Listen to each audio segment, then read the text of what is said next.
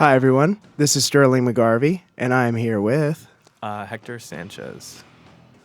and we are checking out Mortal Kombat for the PlayStation Vita.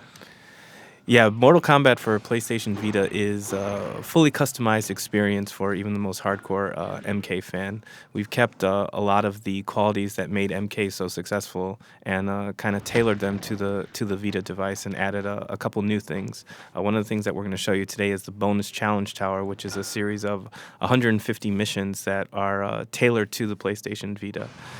The game runs at 60 frames per second, just like the console version as well. But we've also added touchscreen functionality and the accelerometer in pretty interesting ways that we weren't able to do, obviously, in the console version of the game. What Brian's going to show you now is one of the new mechanics that we put in the game, which is touchscreen fatalities. Obviously, the fatalities are kind of the big calling card of Mortal Kombat, and we wanted to try to figure out a way where we could make it even more accessible to even the most casual fan that are on there. So you can see right here, Shao Kahn is kind of showing off that we have touchscreen fatalities available on the Vita system. So this mission is basically just a training mission to show you what we can do. So you get to beat up on everyone's favorite punching bag, which is Johnny Cage. Finish him. And then the screen will give you a little prompt to kind of put those kind of gestures in there. You can see it's a lot easier this time around. You're only doing the gestures. You're not doing the face button this time. So it reduces a number of inputs that you have to put in, but it's still very visceral and still very engaging. So, in looking at that, does it just support front touchscreen, or does it also do with rear touch? I've seen other fighting games where they kind of use the rear touchpad for different functions. Similar to the We front. wanted to focus only on the front touchscreen just because Mortal Kombat is such a kind of a fast-paced, like Twitch reflex game that we didn't want people to inadvertently fire off attacks that they were doing, that they wanted to do. Okay. This next mission that Brian's going to show you is Bloody Mess. And this is just another kind of quirky way that we were able to incorporate the touchscreen functionality into like the basic Mortal Kombat gameplay. We call these missions kind of hybrid missions where you're keeping your hands on the D-pad and the face buttons as you would normally, but we also added touchscreen functionality into it as well. So you'll see as the fight gets progressively longer, your screen will be filled with blood the entire time, so you actually have to physically wipe away the blood from your screen to make sure that you can actually see what's going on. And while you're wiping the blood away from the screen, it gives you a little bit of a health power-up to kind of help balance out the mission as well. So again, it's another one of those fun things where we kept the kind of core Mortal Kombat experience, but added something new and customizable for the Vita. Brian will also be able to show you one of the things that we added, which is the ability to fire off the X-ray move using the touchscreen. Again, fatalities and X-rays were kind of the big, high-impact, cinematic moments in the game. We wanted to make those as accessible as possible. We figured there's going to be a lot more casual people that are going to want to pick up Mortal Kombat for the Vita than there were for the console version. So that was one way that we could incorporate that into it. So the strategy of this mission is to try to disable Baraka so that you have the time to kind of wipe away the blood from the screen. Cool thing about developing for the Vita was that we were able to spend a lot of our design brain power and programming brain power on just these like kind of fun, quirky missions. The game was pretty much already designed and working, so all we had to do was kind of get it working on the Vita. This mission is called a juggle mission, and basically we wanted to use kind of intuitive game design elements that people are kind of already used to. Obviously, there's a series of missiles on the bottom of the screen, and the object of this mission is to keep Scorpion in the air by firing missiles from each one of them the entire time. This is a cool mission. People were really digging this a lot, so we made a few variations of these as you go up the ladder. A little bit later, there'll be less missiles. In one mission, there's actually two guys falling, and you have to keep them both balanced up at the same time, so there's a lot of different variations. Another thing that we've done in Mortal Kombat, we've always had things like test your might, test your strike, things like that. We made a new variation of this. It's called Test Your Balance, and this uses the Vita's accelerometer. And basically, for some reason, somebody sadistically decided that they were going to put your character on a plank over a pit and force you to stay balanced for an amount of time on there. In this mission, there's actually people off to the side throwing severed body parts at you. And if you fall, obviously, you know, the Mortal Kombat way, there's an interesting way that you wind up dying. So what we're guessing is that people are probably going to fail these missions on purpose as many times as possible to see how many of these different variations there are. It's always something different whenever you die. Another example of a hybrid mission is a mission that we call Missile Mayhem. Basically, in Missile Mayhem, you fight as Sub-Zero against Sector, and Sector's firing missiles at you while he's fighting you. And the goal of this mission is to stay alive while detonating the missiles that come off screen using the touchscreen while blocking the attacks that Sector's getting at you at the same time. So it's been pretty cool to try to find these kind of like different variations of missions to utilize all of the features that the Vita has.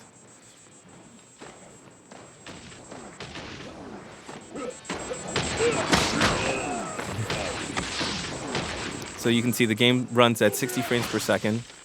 We have all of the content that was available from MK, from the original Mortal Kombat from last year. We have all of the DLC characters. Kratos is available.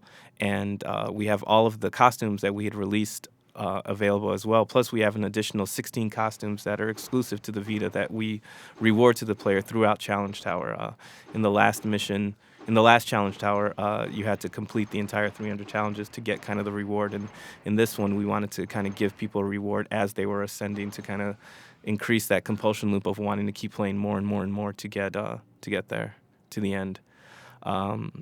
This mission is kind of part 2 of one of the more popular missions from Challenge Tower of Mortal Kombat. And this is where Melina is actually trying to give Scorpion a teddy bear that he doesn't want.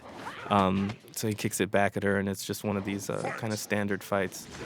He's going to be a big meanie and fight Melina, even though she just wants to be friends.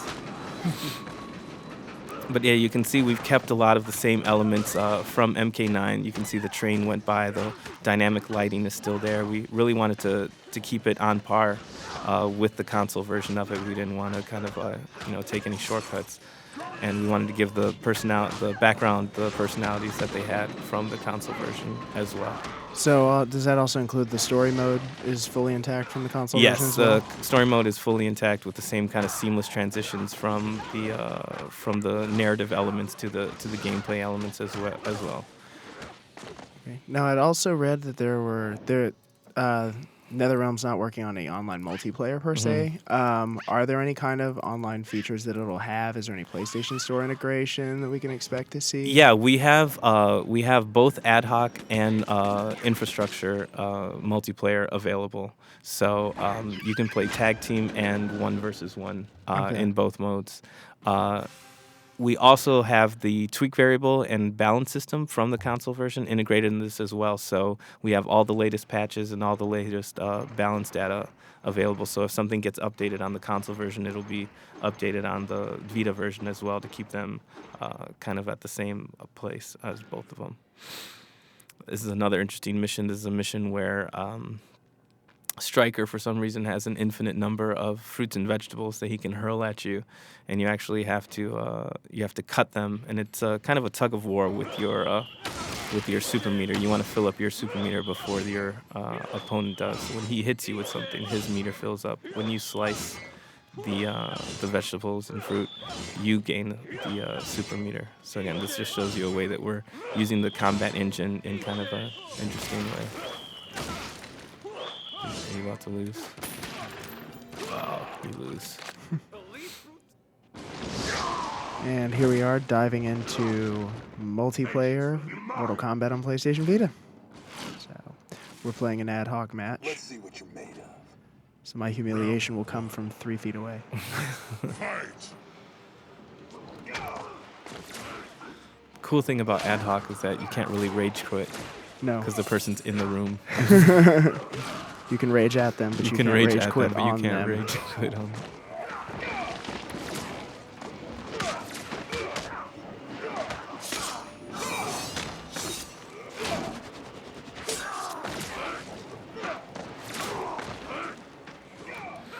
So you can see the arenas still have some of the kind of dynamic elements that made them pretty have good personality in the console version of the game. So this is the Soul Chamber. It made its debut in Mortal Kombat 3. It was designed by Tony Goski, and this is kind of the updated 2011 version of it.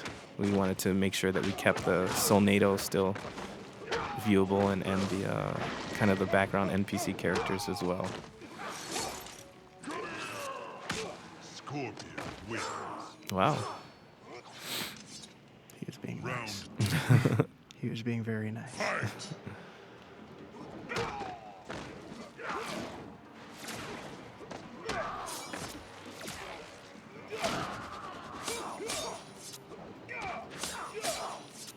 You can use your X-ray by tapping on the flashing X there.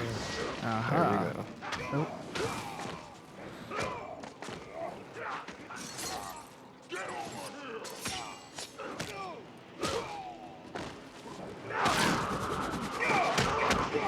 I had that one coming.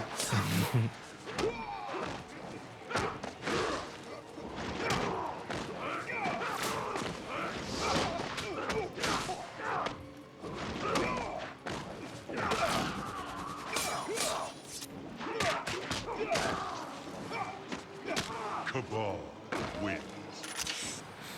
Apparently failure is an option. Round fight. It's all right. Yeah, going through it, I mean, combat-wise, it feels a lot like the PS3 version. Yeah, we wanted to make sure that kind of moment-to-moment gameplay was the same. We wanted, combos that you've learned on the PS3 for the past year don't just go away or don't work. We wanted to make sure that they felt and stayed the same. And also, if you have this version and you're going around on the bus, going to school or whatever it is that you do, and you're practicing combos on this, you can jump onto the PS3 and they'll still work. So we want to keep the gameplay the same. Now, what kind of adaptations had to be made for the Vita in terms of, Surprisingly, not too much. I mean, we obviously had to reduce some of the polygons of the characters and the backgrounds because we're displaying on a 3.5, 4-inch screen versus a 60-inch 3D television. Cabal wins. But for the most part, because the fidelity of the Vita screen is so sharp, you really can't tell the difference of what we did. It really does look on par with the console version. All right, excellent. So, when can we expect to see this in our soon-to-be coming out PlayStation Vitas? We right now are targeting a spring 2012 release, so we should be within the launch window. All right, thank you. All right, thanks.